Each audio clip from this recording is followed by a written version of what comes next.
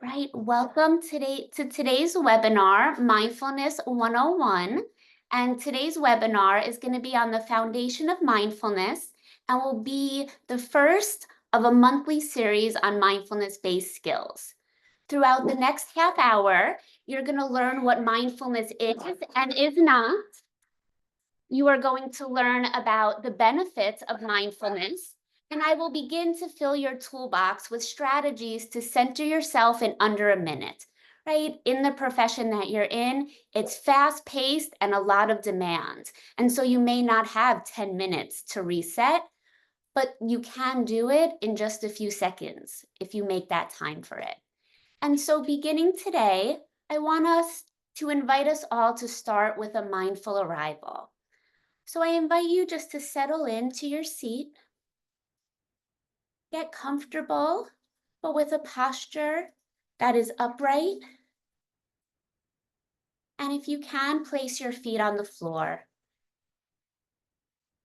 And I invite you to take a deep breath in, noticing the temperature of the air as you breathe in, and the subtle change in the temperature as you breathe out.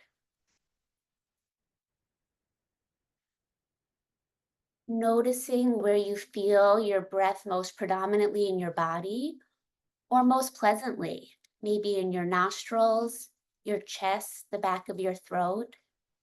Just noticing, feeling the points where your body makes contact with the seat, and noticing how it feels to be supported by the seat.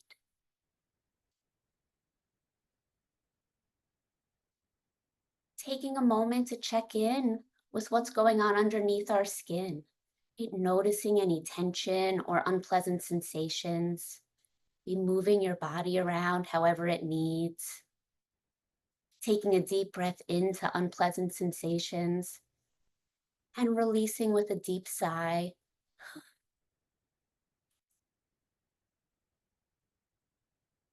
Now I invite you to just look around your environment and just notice one or two things that you see. And then returning to my voice.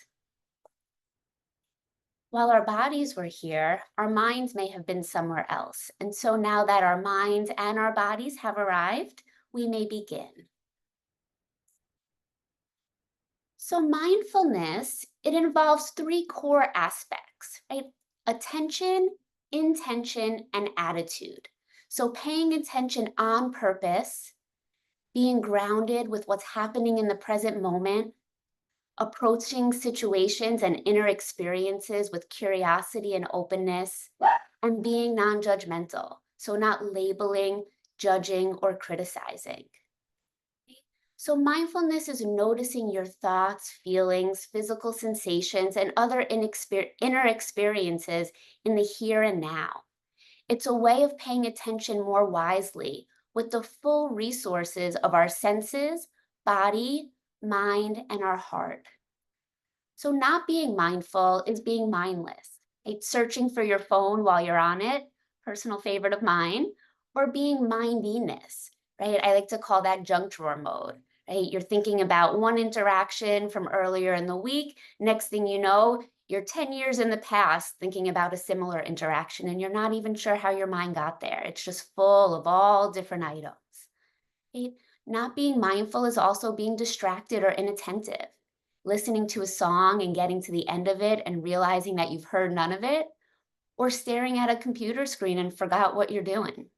Right? It's also being on autopilot or when we're acting more reactively or impulsively.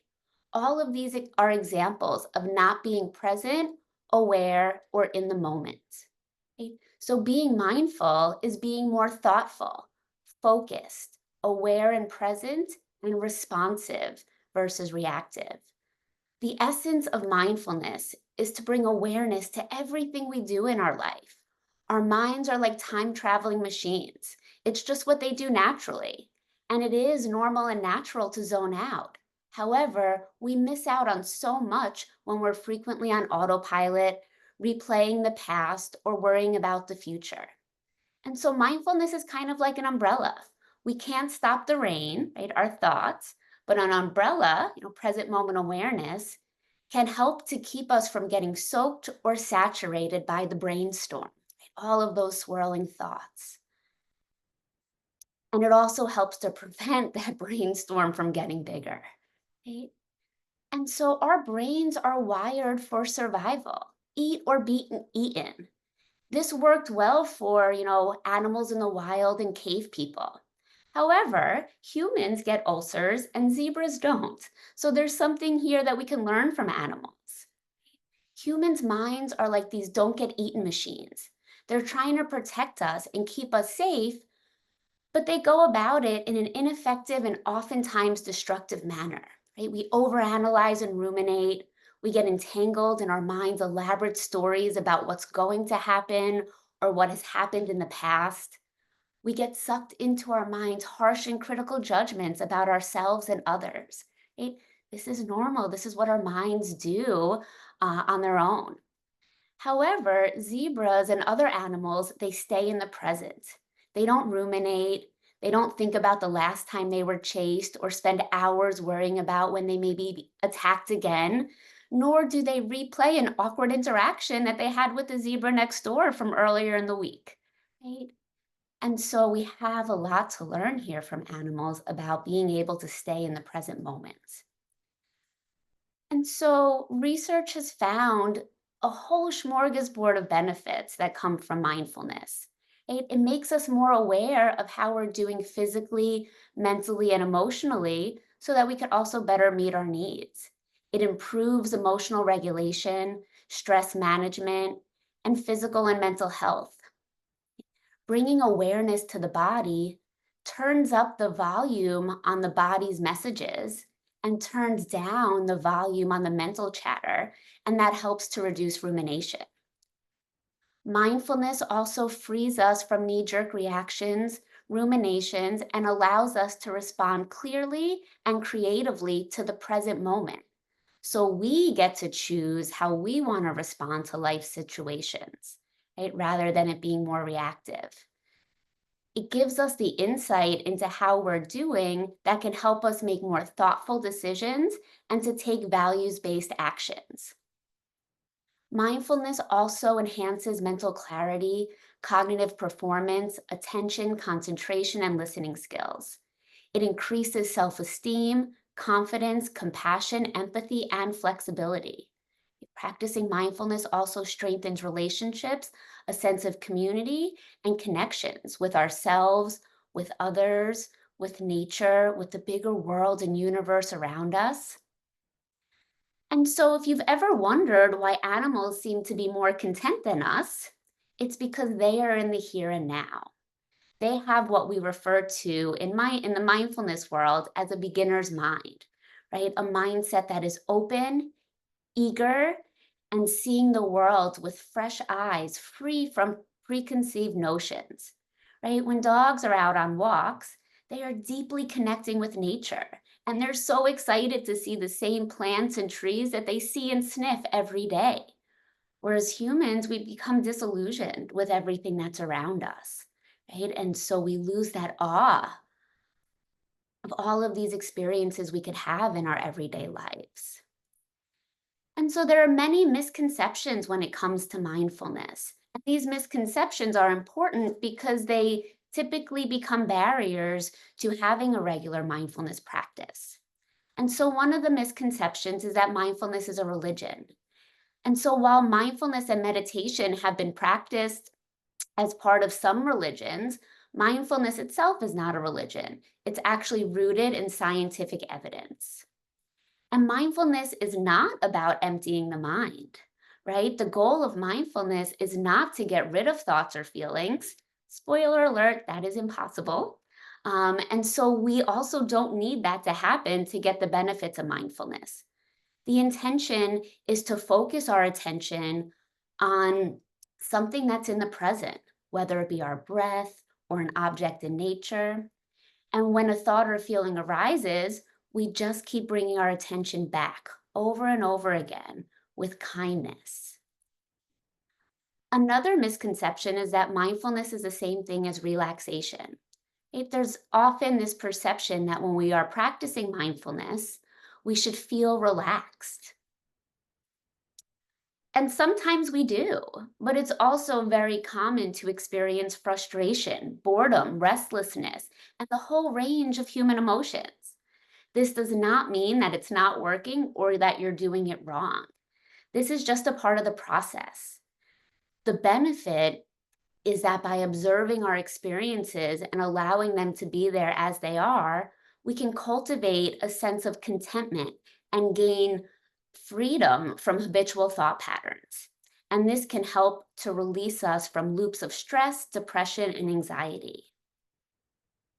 Another misconception that I'd like to debunk here is that mindfulness is easy and a quick fix. So I will say that being mindful is relatively less difficult than remembering to be mindful. And so pro tip, set timers and reminders for yourself, to take a mindful moment. And so while we are, it's true that we are all born with the inherent capacity to be mindful, it's really not our mind's default function. So like any muscle, we need to strengthen it through regular practice and exercise to really feel the benefits. And when I say exercise, I'm not talking about the typical mental gymnastics that our minds do naturally. What I'm talking about is this. And so let's say my hand here is the mind, right? The mind travels to the future and it travels to the past. But anytime it travels to the future or the past and we bring it back to the present moment, right, like this, we are strengthening, flexing that mindful muscle, right? And so by consistently practicing mindfulness, even for just 5 minutes a day, 60 seconds at a time, over time, you can train that Chihuahua mind to stay in the here and now, respond to stress more effectively, feel less overwhelmed, and build resilience. Mindfulness, another myth is that mindfulness is only cultivated through meditation and that you have to sit to practice mindfulness. And so meditation can be a form of mindfulness, but mindfulness itself is not meditation. And I will speak to that more in a minute. And meditation can be done in any posture, right? Laying, standing, sitting. And informal mindfulness, which again, I'll talk about in a moment, that's in everyday life. And so that can be done anywhere. Wherever you go, there you are, and you can practice being mindful. And so formal mindfulness is practicing mindfulness meditation in a more formal way. So when we say meditation, we mean a more formal type of mindfulness. And a way to practice meditation is using a meditation app like Calm, Insight Timer, or Headspace. You can even go on Dr. Google or YouTube for, recorded guided meditations. There's also online and in-person drop-in mindfulness groups, as well as mindfulness-based stress reduction classes. Then we have informal mindfulness. And so we can also practice mindfulness informally just by bringing mindfulness into our daily activities. And so being present in nature when we're standing outside or on a walk, mindfully listening to someone speak rather than thinking about how we might respond, washing dishes, right? Noticing the changing in the temperature of the water as you've been washing dishes for several moments, any changes to the texture of your hands. Same with when you're showering, noticing changes in the temperature of water. When you're shampooing your hair, noticing how the shampoo changes from like a jelly consistency.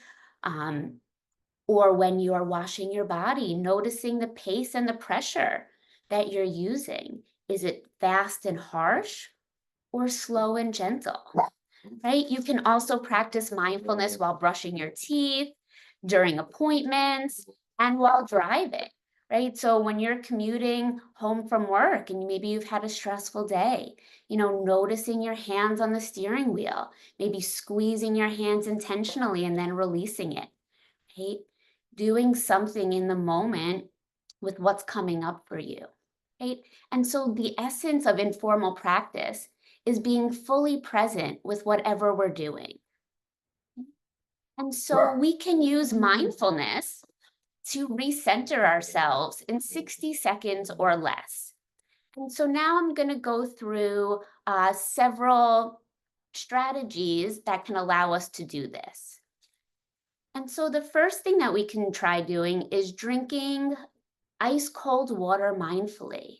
And so when you're usually drinking water, you're probably chugging it down while you're also, doing one or two other things. Here, the invitation is to notice the water going to your mouth, notice the temperature, right? Notice what your tongue does as you're drinking the water, feeling the sensation of swallowing, noticing the temperature of the water as it goes from your mouth down your throat into your stomach.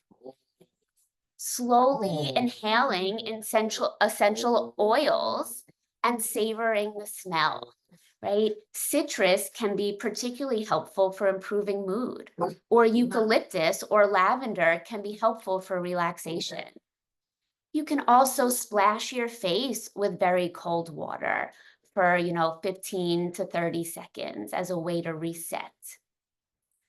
Another thing that you can do to recenter very quickly is to look around the room and notice and name 5 things that you can see, right? Right now, I can look around this room and see a little puppy barking who didn't read the memo that we're doing a webinar. And so when you look around the room and notice your environment, you're taking yourself out of your mind and into what's happening in the present moment. Right? Another thing that you can do, like we did to open in the beginning, is noticing the temperature of the air as you slowly breathe in and out.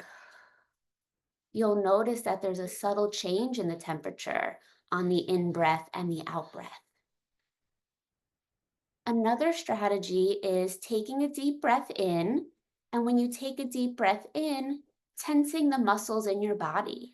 And so I'm actually going to invite you to do that right now. Take a deep breath in, tense the muscles in your body, hold that for a moment, then slowly release your breath and relax your muscles as you say relax in your mind. So we take a deep breath in, tensing our muscles, hold, slowly releasing the breath and relaxing your muscles as you say relax in your mind. Another thing that you can do is just moving or stretching the body, right? Even though you're moving from one thing to the next, it's mostly on autopilot. And so really being aware of how your body's feeling, moving it and stretching it in whatever way that you need. You can also squeeze a stress ball. You can push your feet into the floor and notice the pressure under your feet, wiggling your toes, bringing all of your awareness to the sensations of your feet on the floor, right? In that moment, again, we're out of our mind and we're into our feet, right? But we're aware of the sensations as that's happening. Another strategy, and I'm going to invite you to do this as well, is to briefly scan your body from starting at the top of your head down to the tips of your toes, noticing any tension or sensations. And then you can slowly tighten each muscle area for 5 seconds, maybe starting with the face, the jaw, tensing, and then slowly releasing and relaxing. And just going down your body in all the muscle groups, doing that with your shoulders, tensing and releasing. And you can do that with all of the muscle groups in your body. Another thing that you can do is to breathe into those unpleasant sensations and exhale with a deep sigh, really releasing, getting out there what is no longer serving you. The next thing I'm going to invite us to practice here is something called box breathing. And so the breath itself holds so much power for us, right? Our body is generally breathing us. You know, we don't have to be aware of the breath in order to breathe, right? However, when we are aware of the breath, that does help to center us, to ground us, to bring us to the present moment. And the really cool and helpful thing about the breath is it's portable. And so wherever you go, that breath is going to be there to help ground and center you. It's also neutral. The breath in and of itself doesn't have any feelings. And so by focusing on the breath, it gives us a neutral point to bring our attention to. And so to start with box breathing, I invite you to slowly inhale for 4 seconds, hold for 4 seconds, slowly exhale on the count of 4, 2, 3, 4, and hold for 4. 1, 2, 3, 4. So inhale for 4, 2, 3, 4. Hold. 2, 3, 4. Exhale. 2, 3, 4. And then hold. 2, 3, 4. And you can repeat this cycle of box breathing until you feel a bit more balanced and regulated. And so box breathing is something that we call pace breathing, but there's all different types of breathing exercises that can help, be an anchor to bring you back to the present moment. Many of which we actually went through moments ago when you're noticing the temperature of the air as you breathe in and out, right?